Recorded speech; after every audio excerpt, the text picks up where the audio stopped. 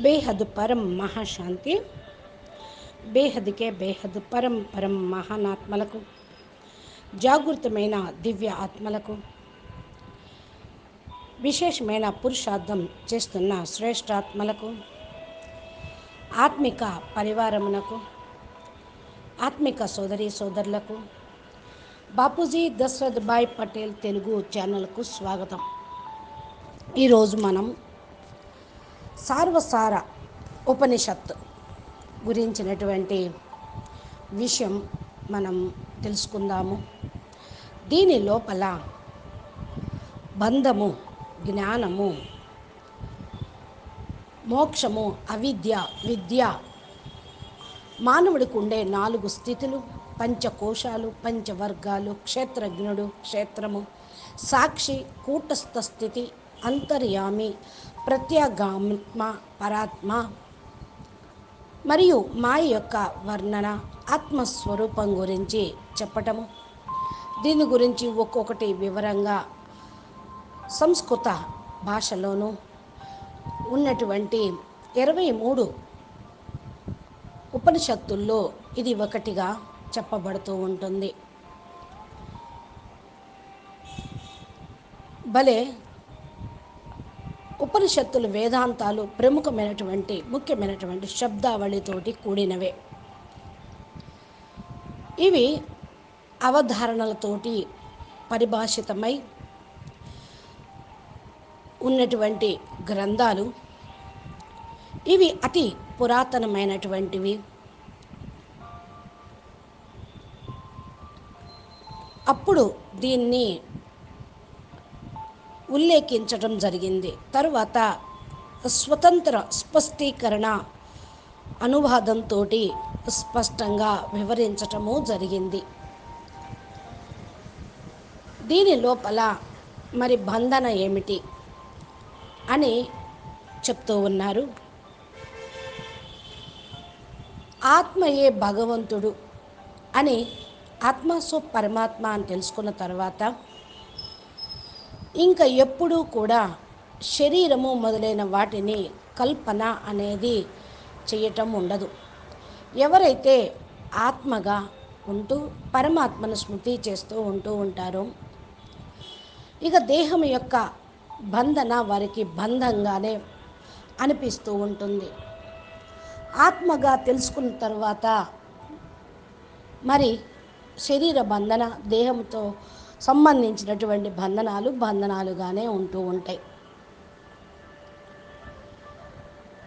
ఇక్కడ మనం తెలుసుకున్నది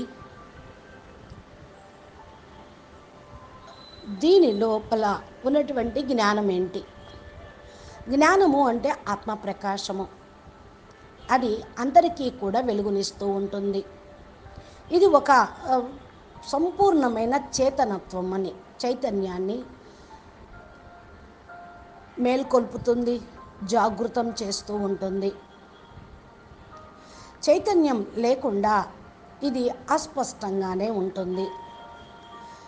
ఇకపోతే సర్వసార ఉపనిషత్తు బ్రహ్మ సర్వసార పాఠంలో పూర్ణ చైతన్యం గురించి చెప్పటము, 1 సెకండు ఏ కాకుండా అద్వైతము, శుద్ధము, సంజ్ఞ, సత్యం మరియు అపరివర్తనీయమైనది. ఇక్కడ సత్యము ఉపనిషత్ అని కూడా అని అంటూ ఉంటారు. సత్ అంటే బీనెస్, అంటే అవినాశిగా ఉండేది, వినాశనమయ్యేది కాదు, శాశ్వతమైనది అని అర్థం. దీని యొక్క ఉద్దేశము వేదాల్లో సమయం అనుసారంగా చెప్పారో సమయం తరువాత ఇది మారిపోతూ ఉంటుంది. ఇది సమయానికి ప్రభావితం అనేది కాదు, అతీతమైనది అయినప్పటికీ కూడా కాలక్రమేణా సత్యము అనే దాని డెఫినేషన్ని మార్చేస్తూ ఉన్నారు. ఇప్పుడు కూడా భవిష్యత్తులో కూడా కొన్ని భావాలని మార్చుకుంటూ ఉన్నారు. సత్యము అనేది ఒకటే ఉంటుంది, కానీ నిజం మారిపోతూ ఉంటుంది సమయము కాలం అనుసారంగా.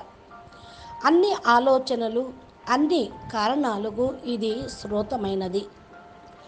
ఇకపోతే సర్వసార ఉపనిషత్తులో మాయ గురించి వ్యాఖ్యానం ఆధునిక విద్వాంసులు కూడా విద్వాంతగా చేశారు. మాయ సర్వసారం అని అంటూ ఉంటారు. దీని యొక్క అర్థం ఏదైతే అస్తిత్వహీనంగా ఉండదో అది సత్యము. మాయ అనేది దాని యొక్క అస్తిత్వం అనేది లేనే లేదు. వాస్తవికత లేనటువంటిది, అవాస్తవికం. ఇది ఎప్పుడూ కూడా తోడు ఉండదు, సదా ఉండదు. అస్తిత్వంలోనూ దీనికి ఆది లేదు, అంతము లేదు. అందుకని ఇది ఒక అనుభవ జన్యమైనటువంటి మాటగా చెప్తూ ఉంటారు. ఎంతవరకైతే ఎవరు దీన్ని కల్పన చెయ్యరో అంతవరకు అది సదా మారుతూనే ఉంటుంది.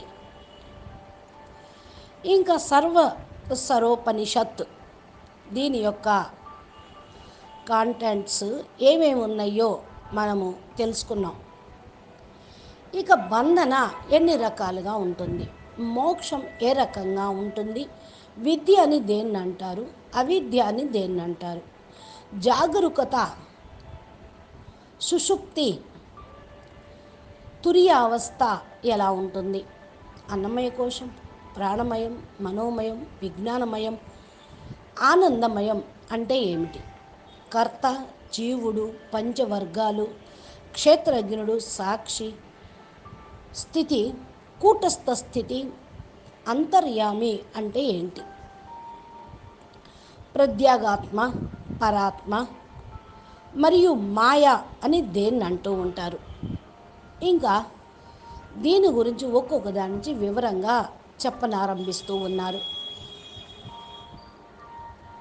బంధము అంటే దేహాతీత్, అనాత్మ, జీవుడు తోటి కలిగి ఉన్నటువంటి అభిమానమే బంధన. మోక్షము అంటే అభిమానంని నాశనం చేయటం, అనగా మోక్షాన్ని పొందటం. నేను, నాది, నా వాళ్ళు అనే భావన, అభిమానం ఎప్పుడైతే నశిస్తుందో అప్పుడు మోక్షం అనేది లభిస్తుంది. అవిద్య ఏదైతే అభిమానం చేయిస్తూ ఉందో, అహంకారంతో చేస్తూ ఉంటారో అది అజ్ఞానంతో కూడింది. అందుకనే అవిద్య అని అన్నారు. విద్య అంటే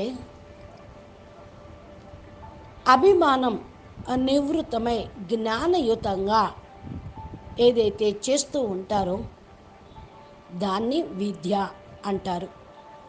ఇక జాగృత అవస్థ అంటే ఆదిత్యం నుండి అధిష్ఠిత్ మనసు మొదలుకొని 14 ఇంద్రియాలతోటి శబ్దాధికమైన స్థూల విషయాలను ఎప్పుడైతే ప్రాప్తించుకుంటుందో అప్పుడు ఆత్మ జాగృత స్థితి అనేది పొందుతూ ఉంటుంది. ఇంకా స్వప్న అనేటువంటి శబ్దము ఎక్కడైతే లోపిస్తూ ఉంటుందో, ఎప్పుడైతే వాసన సహితమైన 14 ఇంద్రియాలు వాసనామయంగా ఉంటూ ఉంటాయో దాని ద్వారా ప్రాప్తించేది దేహాభిమానం, అహంకారం, లోపము. ఇవన్నీ కూడా లోపించినప్పుడు ఆత్మ స్వప్న అవస్థలో ఉంటూ ఉంటుంది. ఇకపోతే సుషుప్తి, ఎప్పుడైతే ఈ 14 ఇంద్రియాలు విశ్రాంతిని తీసుకుంటూ ఉంటాయో, విశేషమైన జ్ఞానం యొక్క లోపం అంటే జ్ఞానం మర్చిపోయినప్పుడు శబ్దాధికం ప్రాప్తించదు. ఇక అన్నిటినీ మర్చిపోయి ఆత్మ సుషుప్త స్టేజ్లో వెళ్ళిపోతూ ఉంటుంది. దీన్ని డీప్ స్లీప్ అని కూడా అంటూ ఉంటారు. అన్కాన్షియస్ స్టేజ్లోకి వెళ్ళటం, డీప్ మెడిటేషన్, డీప్ స్లీప్. ఇకపోతే తురియ అవస్థ. ఇది 3 స్థితులకు, భావాలకు సాక్షిగా స్వయం ఉంటుంది. స్వయం నేను చేస్తున్నాను భావ రహితంగా నిరంతరం చైతన్య రూపంలో ఎప్పుడైతే ఉంటుందో అప్పుడు తురియ స్టేజి చైతన్యము అని చెప్పబడుతూ ఉంటుంది. ఇక అన్నమయ కోశం.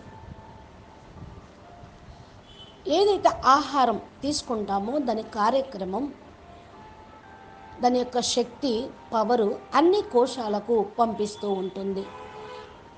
ఇది సామూహికంగా అన్నమయ కోశం అని చెప్పబడుతూ ఉంటుంది. అంటే తీసుకున్న ఆహారం జీర్ణం అయినప్పుడు అది శక్తి రూపంలో అన్ని అవయవాలకు వెళ్ళిపోతూ ఉంటుంది కదా. వీటన్నిటినీ కలిపే అన్నమయ కోశం అని అంటూ ఉంటారు. ఇకపోతే ప్రాణమయ కోశం. అన్నమయ కోశంలో ఏదైతే ప్రాణము అనేది 14 వాయువులు ఉంటూ ఉంటాయో అప్పుడు అది ప్రాణమయ కోశంగా చెప్పబడుతూ ఉంటుంది. నెక్స్ట్ మనోమయ కోశం. ఇది ఎప్పుడైతే 2 కోశాలతో యుక్తమై ఉంటుందో ఆత్మగా, మనసు మరియు 14 ఇంద్రియాలతో, శబ్ద విషయాలతోటి సంకల్పిత ధర్మమును గ్రహిస్తూ ఉంటుందో దాన్ని మనోమయ కోశము అని అనబడుతూ ఉంటుంది. విజ్ఞానమయ కోశం. ఎప్పుడైతే ఆత్మ పైన ఉన్న 3 కోశాలు యుక్తమై జీవిస్తూ విశేషమైనటువంటి భావాన్ని తెలుసుకుంటూ ఉంటుందో అప్పుడు విజ్ఞానమయ కోశంగా చెప్పబడుతుంది. విజ్ఞానం అంటే జ్ఞానోదయం అవుతుంది, తెలుసుకుంటుంది అని. ఇంకా ఆనందమయ కోశం. ఏదైతే వటవృక్షం నుండి బీజాలు వస్తాయో ఆ బీజం నుండే వటవృక్షం అవుతూ ఉంటుంది. బీజాన్ని బట్టి దీన్ని వటవృక్షం అని అంటారు. అలాగే ఎప్పుడైతే ఆత్మ ఈ 4 కోశాలతో యుక్తమై స్వకారణంగా మరియు అజ్ఞానంలో అనగా మరి అవ్యక్త పనిలో ఉంటూ ఉంటారో దాన్ని ఆనందమయ కోశంలో ఉన్నట్లు అవ్యక్త స్థితిలో ఉంటూ ఉంటారు. అవ్యక్త స్థితి అంటేనే ఆనందమయ శరీరము. కర్త ఎప్పుడైతే అంతఃకరణంను సుఖము దుఃఖము నుండి అతీతంగా నేను చేయటం లేదు అనేటువంటి భావన లేకుండా ఉండేటువంటి స్థితి, బుద్ధి కలిగి ఉండటం, అప్పుడు సుఖంగా ఉండగలుగుతూ ఉంటుంది. అనిష్టమైన విషయంలో బుద్ధి ఎప్పుడైతే ఉంటుందో అప్పుడు దుఃఖం కలుగుతూ ఉంటుంది. అంటే తనకు మాలిన, తనకు కాకూడని, తనకు సంబంధించిన విషయాల గురించి చింతన చేస్తూ ఉన్నప్పుడు ఆ మనిషి దుఃఖపడుతూ ఉంటాడు. దుఃఖము అంటే శబ్దము, స్పర్శ, రూపము, రసము, గంధము వీటన్నిటికీ యుక్తమై ఆధీనమై అయినవాడికి దుఃఖమే ఉంటుంది. ఇవి సుఖ దుఃఖాలకు హేతువులే కదా. ఇకపోతే జీవుడు కర్మ అనుసారంగా పుణ్య పాప కర్మలతోటే శరీరాన్ని పొందుతూ ఉంటారు. శరీరం ప్రాప్తించకపోయినా కూడా ఎప్పుడైతే వెళ్ళాలో అప్పుడు తన యొక్క ఉపాధి ఆధారాన్ని పంచతత్వాల దేహమును పొందుతూ ఉంటారో వాళ్ళు జీవుడు అనబడుతూ ఉంటారు. ఇంకా పంచవర్గాలు అవి ఏంటి అంటే మానాది, ప్రాణాది, ఇచ్ఛ మొదలైనటువంటి సత్వ పుణ్యం కలిగినటువంటి పంచవర్గాలు. క్షేత్రజ్ఞుడు అంటే ఈ పంచవర్గాల యొక్క ధర్మాన్ని ఆత్మజ్ఞానం లేకుండా ఈ ధర్మాల యొక్క జ్ఞానం లేకుండా నేను చేస్తున్నాను ఉపాధి కలిగినటువంటి ఆత్మ సమాధిలో శాశ్వత రూపంలో పొందుతూ ఉంటుంది. ఇది లింగ శరీరం కనుక అన్నిటికీ అతీతంగా ఉంటుంది. దీనిలో హృదయము అనేటువంటి గ్రంథి ద్వారా ఆత్మ చైతన్యం ప్రకాశిస్తూ ఉంటుంది. జ్ఞానంతో ఆత్మ చైతన్యం ప్రకాశిస్తూ ఉంటుంది. దీన్ని క్షేత్రజ్ఞుడు అని అంటూ ఉంటారు, అనగా ఆత్మ అని. సాక్షి స్థితి ఎప్పుడు వస్తుంది? జ్ఞానము మరియు శేయ అనేటువంటి 3 స్థితులు ఉంటూ ఉంటాయో, తిరోభావంను తెలుసుకుంటూ స్వయం జ్యోతి ఆత్మస్వరూపంగా ఆవిర్భావాన్ని తెలుసుకుని తిరోభావ రహితంగా స్వయం ప్రకాశితమవుతూ ఉండేదే సత్యమైనది. ఇదే సాక్షి స్థితి. తిరోభావం అంటే తిరిగి రాకుండా స్వయం ప్రకాశ స్వరూపంలో ఉండటమే సాక్షి స్థితి. ఇకపోతే కూటస్థ స్థితి. బ్రహ్మ మొదలుకొని ఈ యొక్క భూమి వరకు అంతా కూడా మాయ ప్రపంచమే, కర్మల ఖాతాలో ఇరుక్కుపోవడం. దీన్ని కూటస్థ స్థితి అంటారు. బుద్ధి లోపల ఏదైతే అవశేష రూపాన్ని చూస్తూ ఉంటారో వారు దాన్నే పొందుతారు. అంతిమ సమయంలో దాన్నే స్మృతి చేస్తూ ఉంటే బుద్ధి ద్వారా ఆ యొక్క ప్రాణుల్లాగా అవుతారు. బుద్ధిలో ఏదైతే ఉంటుందో దాన్నే కూటస్థ స్థితి అని అంటూ ఉంటారు. ఇకపోతే అంతర్యామి. కూటస్థము మరియు ఉపాహితమైనటువంటి జీవి స్వరూపము ప్రాప్తి పొందిన కారణం వల్ల ఏవైతే మణుల సమూహంలో సూత్రము బంధించబడి ఉంటుందో దాని సమానంగా ఈ యొక్క క్షేత్రాల్లో పొందిన ఫీలింగు అంతర్యామిగా ఉంటూ ఉంటుంది. అంటే లోపల ఏదైతే సూత్రం ఉండదో లోపలికి వెళ్ళి కనెక్షన్ను, ఆత్మను, స్వయం అంతరాత్మను చూసుకోవటం. ఇక ప్రత్యేగామాత్మ సత్యము, జ్ఞానము, అనంతము మరియు ఆనంద రూపాన్ని స్వయంగా గుర్తిస్తూ ఉంటుంది. ఉపాధి రహితంగా ఉన్న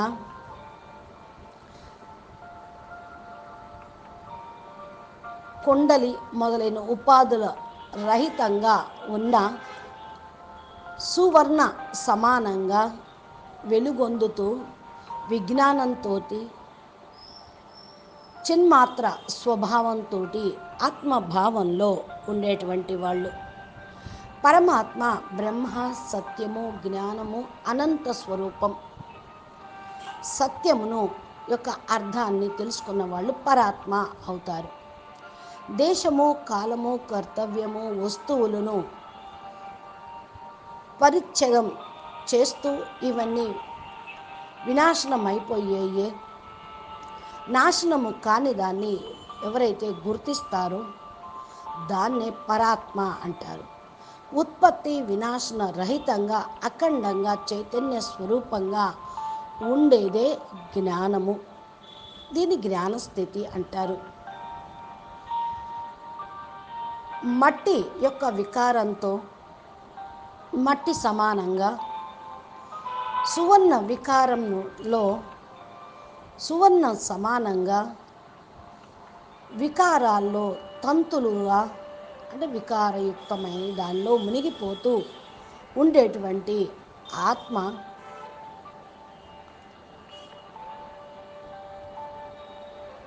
దానికి ఆధీనమైపోతూ ఉంటుంది. కానీ అవ్యక్త సృష్టి యొక్క ప్రపంచ పూర్ణమైనటువంటి వ్యాపకమైన ఆత్మ చైతన్యాన్ని గుర్తిస్తూ దాని అనంతంగా అంటూ సుఖ చైతన్య స్వరూపము, దీని యొక్క పరిణామ రహితము, ఆనందం యొక్క సముద్రంలో ఉండేటువంటి వాళ్ళు సుఖ స్వరూపం కలిగిన వాళ్ళు. దీన్నే ఆనంద స్వరూపం అంటారు. దీనికి 4 లక్షణాలు ఉంటాయి. అది దేశము, కాలము, కర్తవ్యము, రూపము. నిమిత్త మాత్రంగా ఉంటూ అవ్యభిచారి నిశ్చల శ్రద్ధతోటి తపస్సు సాధన చేసేటువంటి ఆత్మ మహాత్మా తత్ పదవిని అర్థం చేసుకోగలరు. ఇకపోతే పదార్థ రూపంలో ఉన్నటువంటి ఉపాధి నుండి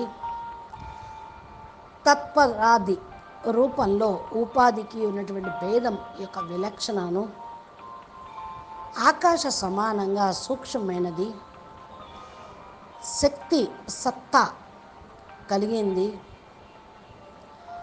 అని తెలుసుకున్నటువంటి వారే పరబ్రహ్మము అని అనబడుతూ ఉంటారు.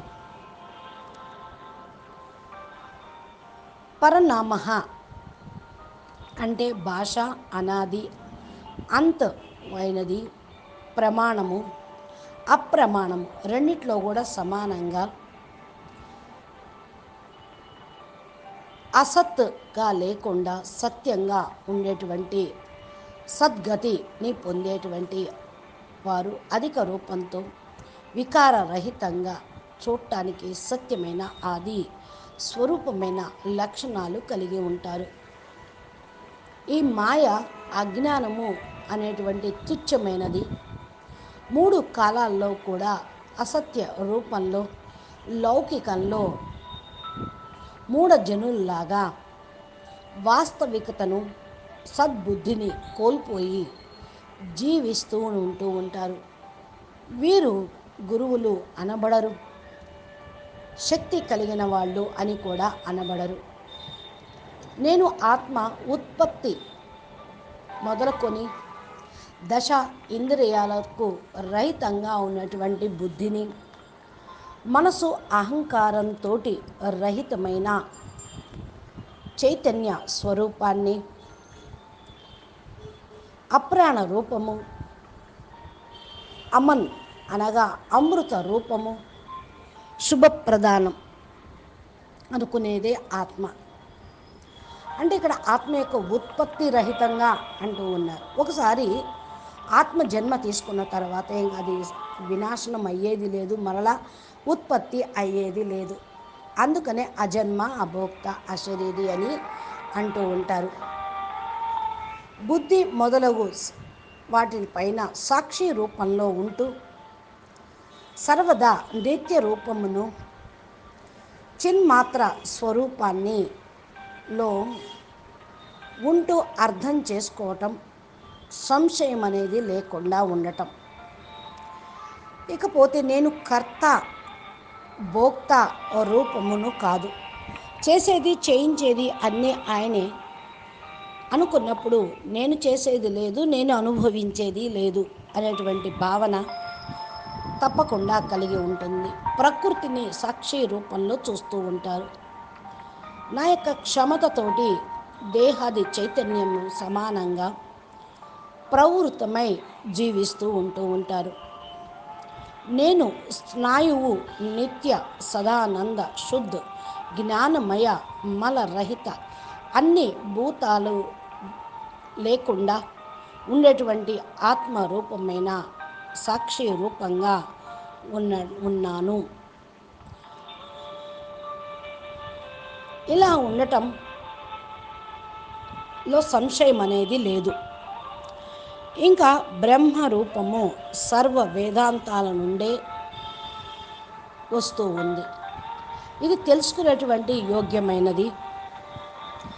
ఆకాశము వాయు సమానంగా ఉంటూ అవేద్య అనే పేరుతోటి రూపంతో కర్మ రహితంగా బ్రహ్మ సచితానంద స్వరూపమును అని తెలుసుకోవటం. నేను దేహమును కాదు, నాకు జన్మ మృత్యువులు ఎలా ఉంటాయి? నేను ప్రాణస్వరూపమును కూడా కానే కాదు. నాకు క్షుద్బాధ పిపాసత్వం అనేది లేనే లేదు. నేను చైతన్య రూపమును కాదు. అందుకనే నాకు శోకము మోహము మొదలైనవనేవి కూడా ఉండవు. కర్త రహితంగా ఉన్న కారణం వల్లే బంధనాలు వస్తూ ఉంటాయి. నేను చేయటం లేదు, నా ద్వారా తండ్రి చేయిస్తూ ఉన్నాడు. మనసు కాదు, బుద్ధి లేదు, సంస్కారాలు లేవు కర్మ బంధన తయారవటానికి అని ఎవరైతే ఈ స్మృతిలో ఉంటూ ఉంటారో వాళ్ళు మోక్ష భావం నుండి రహితంగా ఉంటూ ఉంటారు. ఈ విధంగా మరి మనము ఈ యొక్క ఉపనిషత్తులో చెప్పినటువంటి ముఖ్య విషయాలను ఇప్పుడు మనం తెలుసుకున్నాము. ఇలాంటి ఎన్నో ఉపనిషత్తుల సారము టాపిక్స్ను గురించి అనంతబాయి చాలా చక్కగా వీడియో లైవ్ షోలో 477 ఎపిసోడ్లు కంటిన్యూషన్గా చేస్తూనే వస్తూ ఉన్నారు. వీటన్నిటి ద్వారా కూడా మీరందరూ బేహద్ జ్ఞానంని పొందుతూ వేదశాస్త్రాల్లో ఉపనిషత్తుల్లో ఉన్న సారాన్ని తెలుసుకుంటూ దాన్ని ఎప్పుడు ఎలాగా ఆచరించాలి, ధారణ చెయ్యాలి అనేటువంటి విషయం గురించి ఆలోచించాలి. అంటే మీరు బాపూజీ దశరథభాయ్ పటేల్ తెలుగు ఛానల్ని సబ్స్క్రైబ్ చేసి గంట సింబల్ని ప్రెస్ చేయండి. నోటిఫికేషన్ రూపంలో మీరు దాన్ని పొందగలుగుతూ ఉంటారు. కాబట్టి మీకు ఈ వీడియో నచ్చినట్లయితే లైక్ చేయండి, షేర్ చేయండి, మంచి కామెంట్ పెట్టండి. ఈ యొక్క ఛానల్ ప్లేలిస్ట్లో చాలా విడివిడిగా సపరేట్గా హెడింగ్స్తో సహా ఈ యొక్క వీడియో లోపల ఉంటాయి. మీరు వాటిని వింటూ ఫాలో చేస్తూ బేహద్ ఆత్మల యొక్క కేటగిరీలో విశ్వ మహాపరివర్తన కోసం, విశ్వ కళ్యాణం కోసం సర్వోజనం సుఖినో భవంతు అంటూ ఏదైతే సూక్తులు ఉన్నాయో వాటిని అర్థం చేసుకోండి, ధారణ చేయండి, మరియు ఇతరులకి చెప్పండి. అచ్చా, పరం శాంతి, నమస్తే, ధన్యవాదాలు. బేహద్ పరం మహాశాంతి. బేహద్కే బేహద్ పరం పరం మహానాత్మలకు, జాగృతమైన దివ్య ఆత్మలకు,